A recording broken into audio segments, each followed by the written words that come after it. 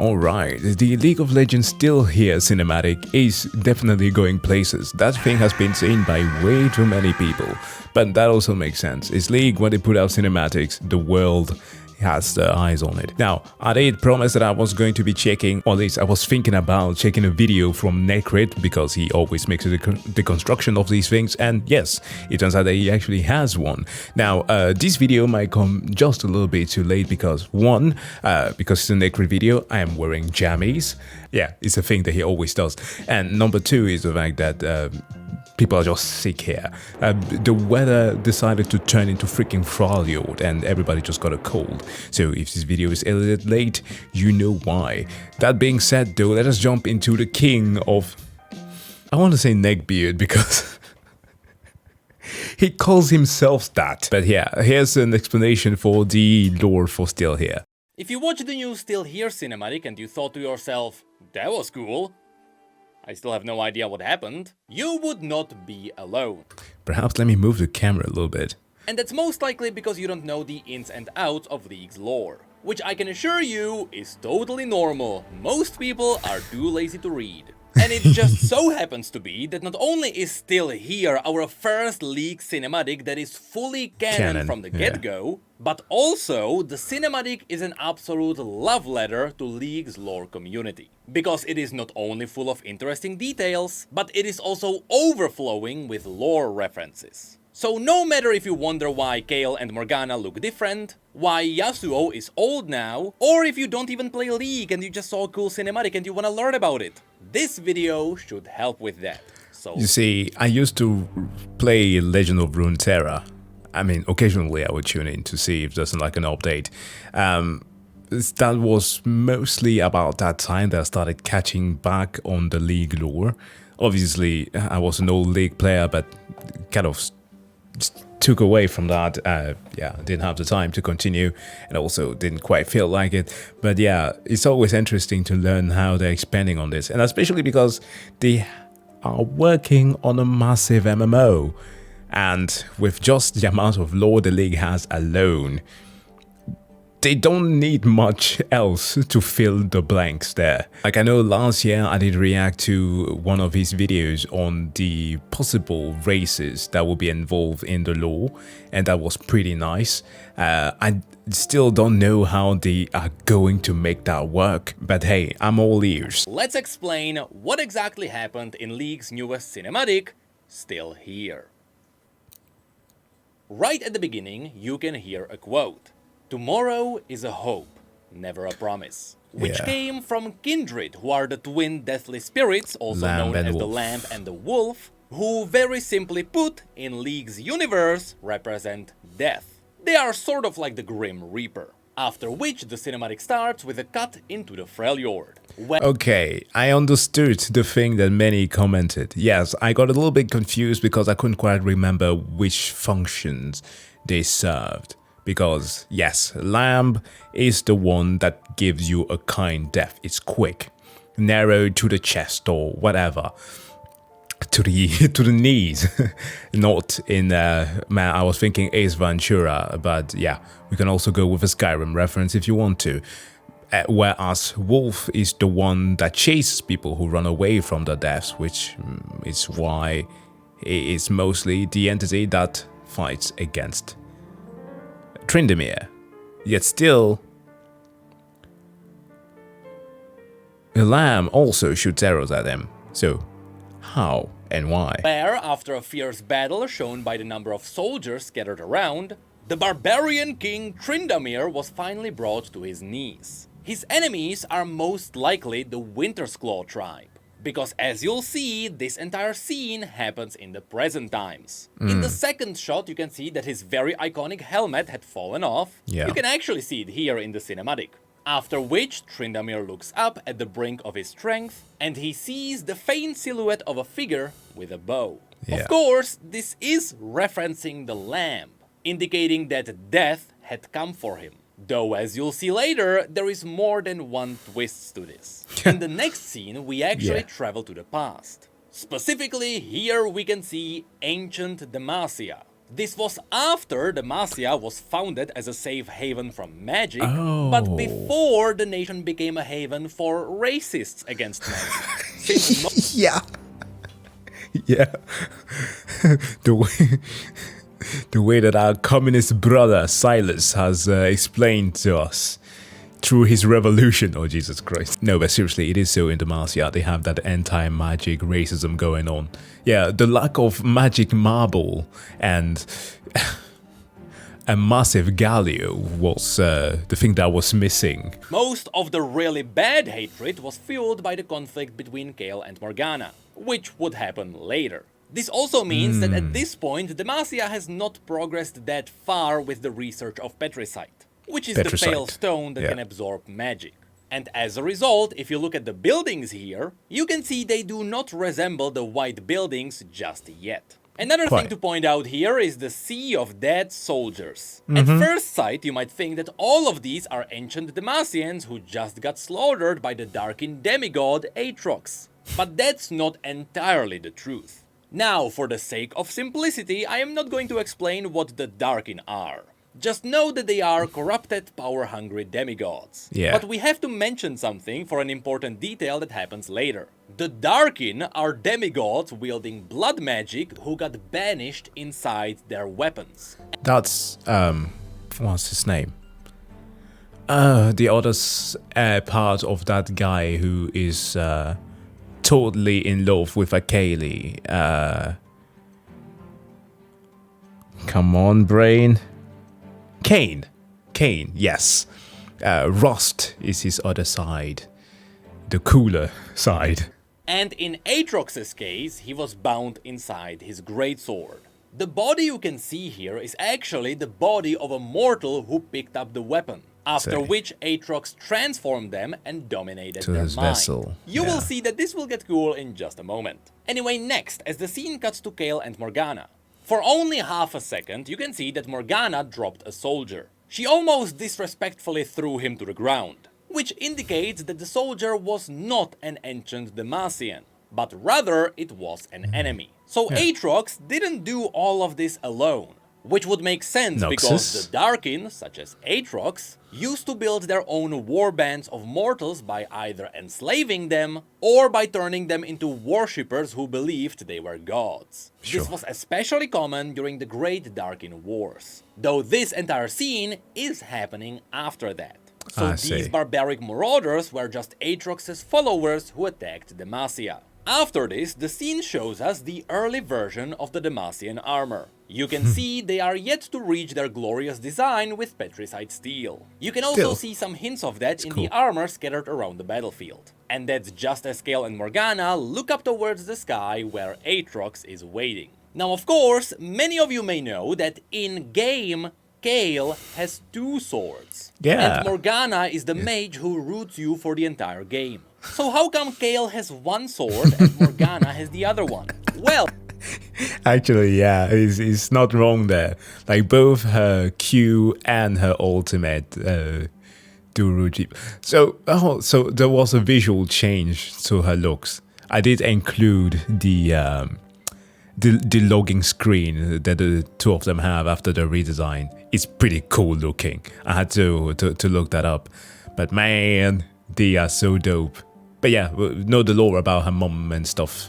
before Kael and Morgana became the twin aspects of justice, it was their mother, Mira, who held that title, and Yeah. who served justice around the world while wielding a celestial blade. Later in her life, she decided to pass her powers onto her two twin daughters, and so she split her blade and she gave one half to each of them. It wasn't until the conflict a bit later that Morgana essentially quit her job as an aspect and she gave her blade to Kael. So at the time of this cinematic, the two still serve as the twin aspects, each wielding one half of a celestial blade. Another cool detail here is that as the two leap into the sky after Aatrox, you can see how Kael leads the charge with righteousness, with Morgana being the one who simply follows her. That's Yeah. because Kael always looked up to their mother and what they fought for, while Morgana was always wary of their newfound powers. That's why in this entire cinematic, Morgana looks a bit more cautious. Oh, that also explains why it was that she gave her the stink eye while she used magic.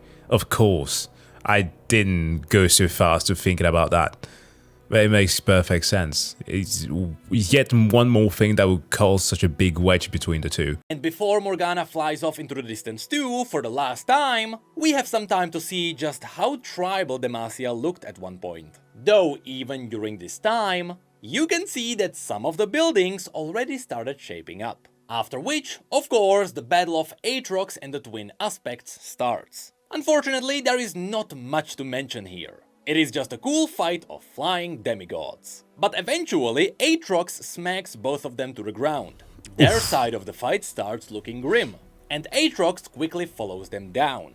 After his epic entry, you can actually see more of his followers charging forward in the background. But of course. After which we get another cool reference. As Morgana stands up, she takes her sword and stabs it to the ground, leaving it behind as she focuses on her magic. Yeah. This is foreshadowing for how later on Morgana gives up on the legacy of their mother. Now, of course, this wouldn't get a full approval from Kayle, who always idealized their mother. And so, when she looks up with a frown, you can see the cinematic gives us a scene where Morgana is getting rid of her armor, all while being framed by the sword which she left behind.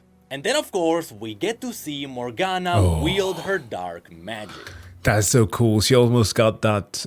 I know that this is a visual motif that gets used a lot, because that is essentially how you would depict the flowing of light through like a human body to like blood vessels and stuff.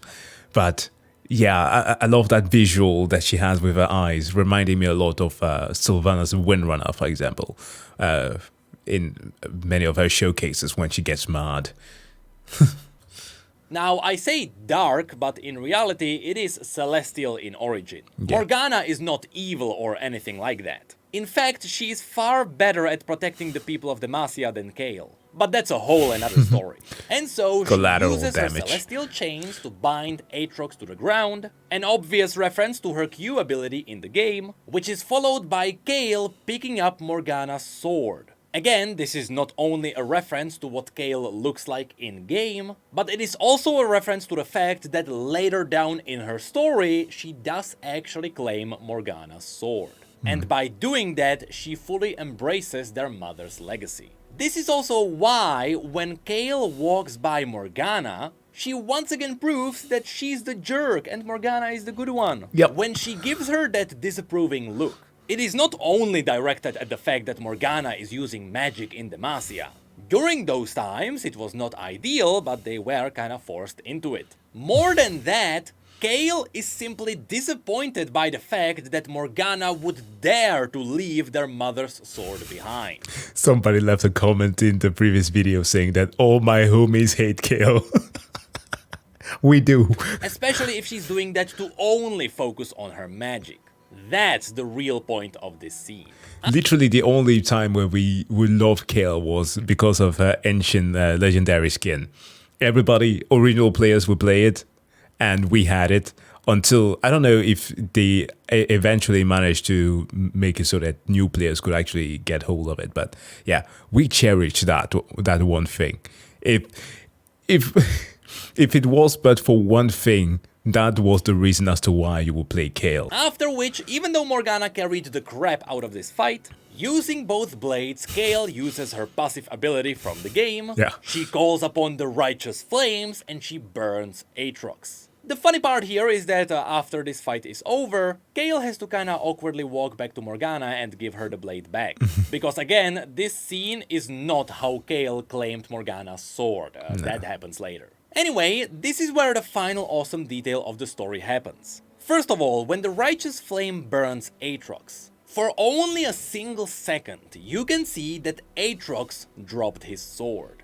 Since he is a Darkin, this indicates that his soul went back to the blade. But what's interesting is that in this scene, it might be the first time Aatrox got ever sealed. The vast majority of the Darkin got sealed at the end of the Darkin War. Jarvan, right? Or is it? No, I think that's Jarvan. where a celestial aspect came down and helped mortals I was thinking heal everyone. Pantheon for some reason, But but some no. of the Darkin successfully fled away, and it was mentioned that Aatrox was one of them. And since this is happening sometime after the Darkin Wars were already over, it is possible that this is the moment Aatrox got caught. Oh, sorry, no, that wouldn't make any sense. Jarvan wasn't king at the time. That would have been his dad. He became king by the time that he was on that mission with Shyvana. So the chick who turns into a dragon. So no, never mind.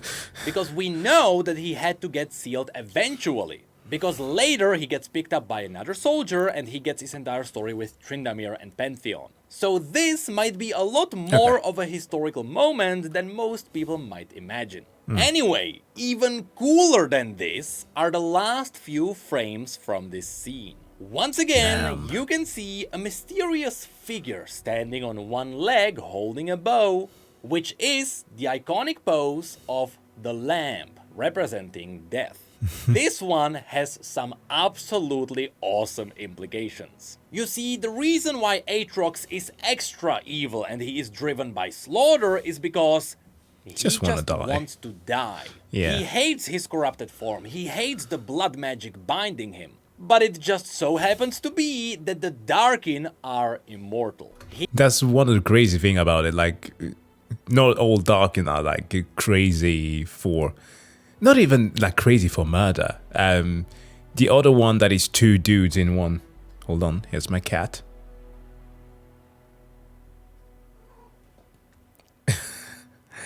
Man, I can't remember his name. The archer. Varus is the name. Good. Thank you, cat, for jolting my brain enough. Varus is not evil either. Like, they do some good deeds. He is simply never going to escape this prison. His end always waits for him inside his weapon. Which is why Aatrox simply wants to destroy the entire world. In his mind, that would be the only way to end this suffering. He can't be imprisoned if there is no prison. And Sure. Why doesn't he ask Pantheon to just send the blade flying, or ask Aurelian Soul to blast it with the power of like 1,000,000 suns? That would work, I think. because he's immortal, you can see the lamp in the fire, but she's simply watching him, not doing anything, because death can't claim Aatrox. Yeah. And then the cinematic cuts to perhaps the most badass part. Yasuo. This is where all the major talks happen. So let's break it down. Of course, this scene takes us to Ionia. However, this is Ionia about 30 to 40 years in the future from the present days. Take it for what it is for now, we'll explain this time skip later. Here we can see some bandits present, burning future. a village. They are wearing masks, which of course are very popular in Ionia because they are connected to legends and demons. And at first, this made me think that these might be related to the Shadow Order. But as you'll see later, there is no shadow magic to be seen here. So these are far more likely to be related to Navori, which is a... Oh, Shadow Order. That's, speaking of Kane, he was involved in it. Zet...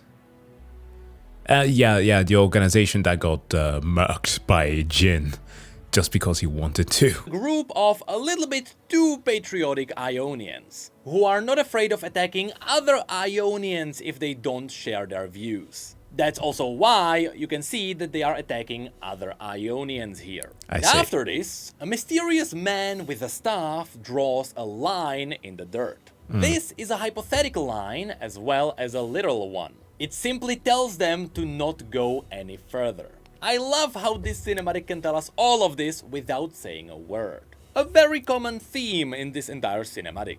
Anyway, the two bandits laugh at the drawn line, we get a bit of a western standoff, after which, in an extremely subtle way, the cinematic reveals who this man is. Up to this point, when I first watched this, I wasn't sure if this was Elder Suma or Master Doran. But in fact, Yeah. with a very slight tilt of his head, The scar. the scene reveals the scar on his face, Yeah. which always belonged to Yasuo. And this is where things get absolutely wild. When the bandits attack, you can see that Yasuo is not using his sword. In fact, his sword is nowhere to be seen around him. But what's more interesting, he is not even using the wind technique. And that's because Yasuo has a very clear purpose in how he's fighting them here. If you look closely, Not to kill. you can see that he's not killing anyone. And the reason for this is very simple. Yasuo has been murdering people with wind his entire life. And if you really look into his story, you might notice that the wind never brought anything good into his life. In No. fact, using the wind technique made other people suspect that he murdered his master. So the wind is the reason why he got exiled from his home. Oh my god, I remember when they first released the legendary skins for the both of them. So it wouldn't be too far-fetched to believe that Yasuo was simply done with using the wind, especially if it was taking lives. Yeah. And you'll see that all of this is heavily reinforced in this entire scene. Of course, during this fight, without the wind or his blade, you can see the bandits actually manage to knock Yasuo down, where he faces the option to use the blade. Here man, people should Yasuo. notice that this is not Yasuo's blade. It is the blade of one of the bandits, Oh, yeah. which Yasuo knocked out of their hand earlier on. Now, as Yasuo looks up, you can see the shock in his face. This is when he realized that without his wind technique, he can't protect this village. After which the cinematic reveals some more bandits, with their boss in the middle. Although, unfortunately, this is entirely new character, so there is nothing to mention here. And then, we got the beautiful scene where Yasuo faces his destiny. First of all, he still has the bottle on him, so he is still an alcoholic, even at his respectable age. But also, he drops his staff, which indicates that he's done pretending to be someone he's not. After which the leader signals the archers. Until the very last moment, you can see that Yasuo does not want to do it. But eventually, he picks up the blade to defend himself. And not only is he defending himself by physically using the blade, but also by using it to channel the wind and making the Wind wall. iconic wind wall. Here, the cinematic is actually showing us that he can use the wind wall on purpose. It is not just a cool reference to his ability in the game. This one has a wild payoff. We'll get to that one in a moment. Next, as Yasuo runs forward, he finally fully channels the wind. But again, What, he couldn't stop the last arrow because it was on cooldown? notice that he is not killing anyone with it. He seemingly only glances past their enemies as they drop down without a single drop of blood. At the beginning, it is not clear what is exactly happening, but then there is His the one wind that shows technique. us what he's doing. Yasuo is using the wind to only knock the bandits down. He is not drawing blood, and he is not killing them. This is such a cool way to show us that even though Yasuo is once again forced to embrace the wind, he is not willing to use it to murder anyone. He is simply done with killing. Another cool detail here is that as Yasuo unleashes the wind, the binding on his arm actually rips, which is a reference to the fact that he's being unleashed again. After which, Okay. we get to the beautiful I didn't think that. payoff. After a bit of chasing, at the end, Yasuo is faced with a cloud of arrows coming for him. This would be a sure kill to Yasuo as well as anyone around him.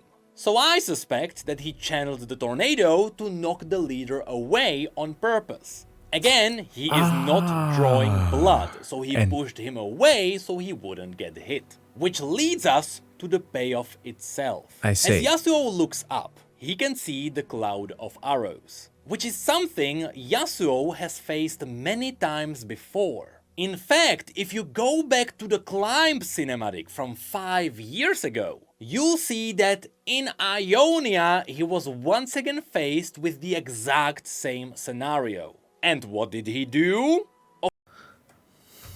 Okay. That's a nice callback. Didn't see that coming. Of course, he summoned the wind wall to protect himself. Yes, I do believe this is what the Still Here cinematic is referencing. it is supposed to show us that Yasuo has a way out of this scenario. All he needs to do is to make a wind wall. So, does he do it?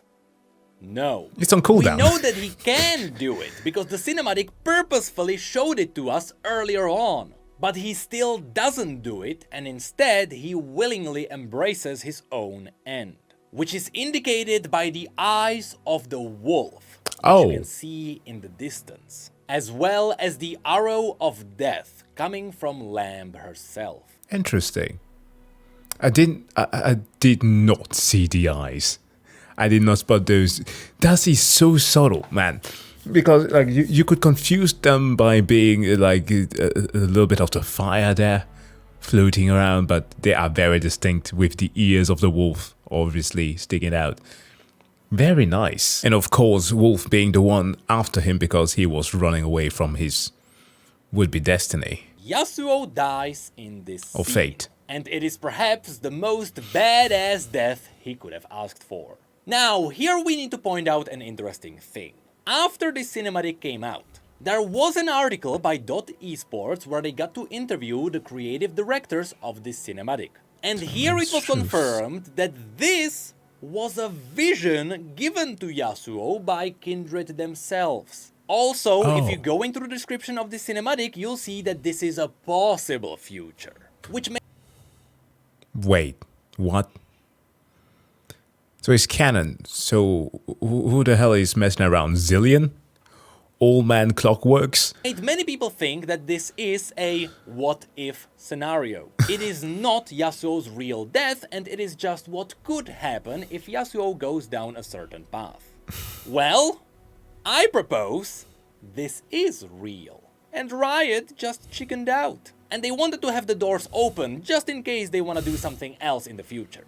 No, I think this is how Yasuo dies. In fact, he must die like this. See, based on a bunch of different stories, we know that while League of Legends only has one true timeline, there are ways for people to look across time into a bunch of different what-if scenarios. Zillion does that. For example, Zillion's story is all about looking into a bunch of different potential outcomes of their universe. Though that doesn't mean that the other universes are real. They are just windows into possibilities. But that's what those are. They are hypothetical windows. They are not real. In the real timeline, a future foreseen cannot be changed.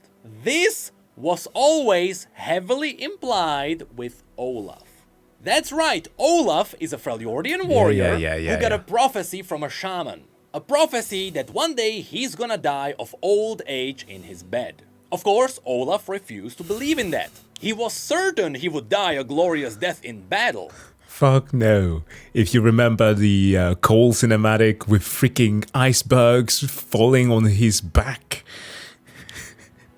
Dude was like, okay, I'm just gonna shrug it off and keep going. And so, ever since that day, Olaf traveled around the world and he looked for the most powerful enemies to fight. From giant kraken worms which consumed entire ships, to undead kings with their undead armies. Olaf fought all of it, and most of them alone.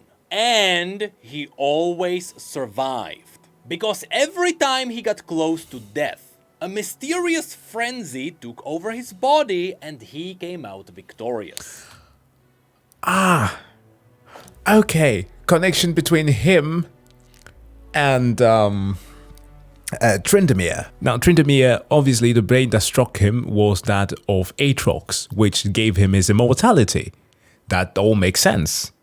But wait, what was Brolaf struck with? I understand the warrior's rage, but... Huh? All because of his foreseen prophecy that said that he's gonna die old. And he can't change that. Which means that as long as he's fighting, he's immortal. Now, of course, Riot could always go back and retcon parts of Olaf's story. At least that would be for the sake of Yasuo getting a better story later on. But honestly, I kinda hope they don't. Because Yasuo's death is badass, and I hope they commit to it one day. Now, before we move on from Yasuo's storyline here, some people theorized about the background here. You can see that all of this is happening beside some snowy mountains. Now, Ionia does have some snowy mountains in the north, Sure. but pine trees are not exactly typical for it. This is why some people believe that this entire scene is not happening in Ionia, but rather this is in the Freljord, which would indicate that during the second invasion of Ionia, which was an event teased to happen many times in the past, Noxus might either take over Ionia or entirely annihilate it, forcing Ionians to travel out into other regions. So who knows? Maybe this cinematic is also teasing a very dark future for Ionians. But finally, this takes us into the final part of this cinematic. Wait. Hold on. Can we go to the cinematic again? Let's see.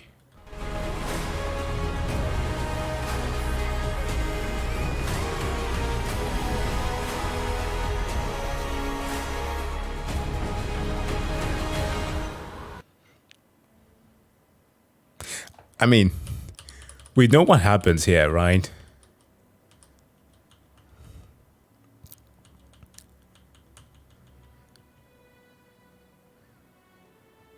Frame by frame. Okay. So that's just a great transition that they used. The splashing there is just like the freaking... What's it called again? The arrow that Ashes used to see from distance. That's just it. I mean, it could be something as simple as that. And perhaps there's no deeper lore implications to it. Tryndamere's battle with death. It immediately starts with a cool detail. Just like the first scene started with a view looking down on Tryndamere, indicating him descending down towards death, the second part starts with a view up, indicating that he's rising up again. Now first things first, why is Tryndamere alive here? The reason is Aatrox again. Yeah. Yes, later in his story, roughly about 1,000 years after his part with Kael and Morgana, Okay, Aatrox that's far. invades Tryndamere's tribe and he stabs Tryndamere with the blade, infusing him with blood magic in the process. In theory, it is possible that Aatrox did this to turn Tryndamere into a worthy host later on. The thing is, you know how Aatrox is immortal and always bound to his weapon? Yeah, by infusing Tryndamere with blood magic, he also cursed him with the Undying Rage. Isn't it also the lore behind the legendary skin that Tryndamere has? The one that he wields in A Twist of Fate, the Demon Blade Tryndamere. I mean, I might be reaching here. I haven't exactly read the detail on his lore skin, or on the skin's lore. But yeah, I would imagine perhaps like the blood magic taking fully over or something, turning him into that. But then that doesn't explain the fact that there's an eye on this blade. Turning Tryndamere immortal too. We still don't know the limits of Tryndamere's immortality, but we know that death is not gonna have a great time with him. So, this scene does not happen too long after the first one. You'll see there is some evidence that shows us that this is only a few minutes or seconds after the first scene. It all starts with a snowflake that falls down onto his blade and immediately gets absorbed into it. This is because Tryndamere is an Iceborn, and his blade is infused with true ice, which is a Freljordian magical kind of ice that originates from the Yeti magic. And then, after Tryndamere stands up, he gets ready to face death. And based on the fact that he is not surprised at all, this is not the first time he's doing this. Now of course, the lamp is often not alone, and so Tryndamere also gets an epic fight with the wolf. The fight itself is absolutely gorgeous. And sometimes you get amazing shots such as this one. Yeah. With CGI on such a stunning level, Tryndamere just looks like a real human being here. Yeah, But he yes, is. he deflects arrows from the lamp and fights off the wolf. Because today is not his day. No. Another thing to point out here is that the wolf has feet, which he normally doesn't. Yeah. That's a cool detail. Yeah, actually. And yes, eventually, Tryndamere's Undying Rage kicks in, which is when you can start noticing some more details. First of all, when Tryndamere charges the lamb, it is awesome Hey, to see the W. wolf dash in to protect her. But then Tryndamere Right? Yeah. His pin attack. actually gets to shatter her bow, which immediately reforms back in her hand, because you can't stop death. In this scene, you can also see the lamb slightly tilt her head in curiosity. It is obvious the lamb and the wolf came here to claim Tryndamere's life. Like, what but the now they fuck? realize this might not be possible, Yeah. which is where the confusion comes from. Immediately after that, the wolf bites into Tryndamere's shoulder. Does And nothing. you'll see that from that point on, the shoulder pad actually stays damaged. This is an important detail, so pay attention to it. Okay. And to really just say screw you, when the lamb tries to snipe Tryndamere in the back, he just casually parries the arrow with his hand as the undying rage goes on. The fight then continues for a little bit longer, before the lamb finally decides that today is not Tryndamere's day. After which we get 2 arrows from Ashe flying subtle. by her, which is a slight reference to Ashe's volley ability. And the arrows stick into 2 Winter's Claw warriors behind Tryndamere, which is capped off with the image of the lamb dissolving into ash. Oh my god, I didn't notice that. Let's go back a bit. Are you serious? Of the lamb dissolving into ash. Yeah. Tryndamere's oath-sworn wife, who came in to Best rescue waifu. him. That's right, the 2 are married, although at first they just got married for political reasons. Yeah. The love came later. Now this dissolving image is actually hinting at what is really happening here. Especially when you combine it with the fact that in the next scene, Tryndamere's shoulder pad is still damaged, despite the damaging being caused by the wolf, which supposedly happened in the Death Realm. Well, in theory, this would show you that all of this was only happening in Tryndamere's head, while in his mind he was fighting death itself. In reality, in the outside world, He was fighting those Tryndamere 3. was fighting the other warriors of the Winter's Claw. This would be why the damage on his shoulder pad stayed physical. It was actually caused by his real enemies. He see. just imagined them to look like the wolf. But also kind of crazy that they all struck at the same time, like Assassin's Creed level. Okay, actually, no, that doesn't make sense. In AC, they take each their turn to hit you, but they all want to strike at the same place. Remember, his right arm is stronger than his left arm. Don't target the left. And on top of that, I do believe that's why the image of the lamb dissolved into ash. It was all to show us that Tryndamere only imagined his enemies to look like the lamb and the wolf. And when Ashe arrived, she broke the illusion.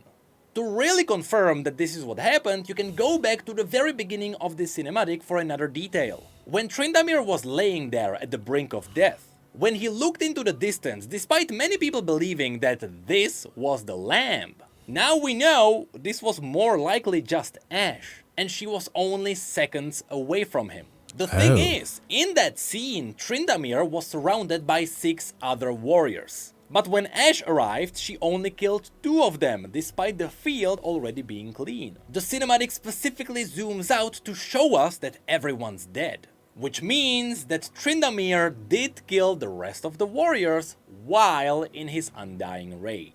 Which finally brings us to the final scene, where Ashe shoots her Hawkeye into the sky to signal the Avarosans to come in and pick them up. You can see that this is in fact her Hawkeye because the arrow actually turns into a hawk. It also gets the sound effect, and it reveals that there are more warriors coming for them. Okay, yeah, hot shot was the ability. That was a nice breakdown, dude. And so, this is the Still Here cinematic explained. I absolutely love this one, because every time you watch it, you notice something new. We spent 3 hours going through this on stream to make sure that we really pick up most of the details. But I wouldn't be surprised if more things were still coming up. Of course. Massive shout out to Riot for actually giving us a fully canonical cinematic, which did wonders to the community. Though I have to point out, there were some issues with this cinematic. Yasuo draws a line in the dirt, but mysteriously in the next scene it disappears. And Ashe kills 2 people with her arrows, but later on you can only see 1. 0 out of 10. This cinematic is ruined. You know that there are some fans who are acting like that sometimes. No, the CG was misplaced. Yeah, sometimes errors occur and suddenly they've made a render that lasted them like, what, 2 days? And then they figure out, no, we're not doing this again. We have a schedule, it needs to be put out. No, but seriously, this was a very nice breakdown. Please, do make sure to go and subscribe to Necrit if you want to learn more about League of Legends. I'm definitely going to stick around there and learn more about the future, at least for the MMO. That would be nice, since a lot more is becoming canon. So yeah, for that sake alone, it's worth checking out. But thank you so much for watching this video. As always, I wish you all to have a wonderful day. See you guys in the next one. Bye.